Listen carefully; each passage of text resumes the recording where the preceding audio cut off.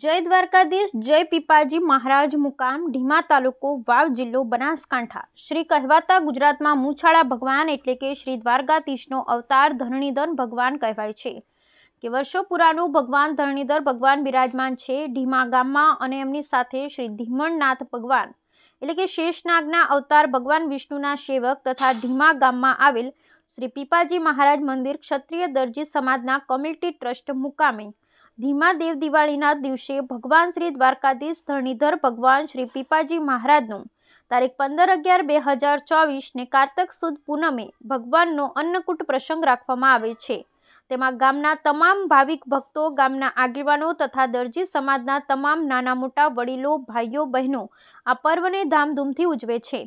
તમામ થરાદરી બનાસકાંઠા પીપલા ક્ષત્રિય દરજી સમાજના માણસો ભલે અમદાવાદ વસવાટ કરે કે પરદેશમાં વસવાટ કરે, પરંતુ દેવ દિવાળીના દિવસે કહેવાતા શ્રી પીપાજી મહારાજ ધરણીધર ભગવાનના મંદિરે આવી અને ભાવિક ભક્તો ભગવાનના આશીર્વાદ અને અન્નકૂટની પ્રસાદી લે છે તથા જમણવાર રાખવામાં આવે છે તથા ભાવિક ભક્તો આ દિવસે એક મોટા પર્વની જેમ ઉજવે છે।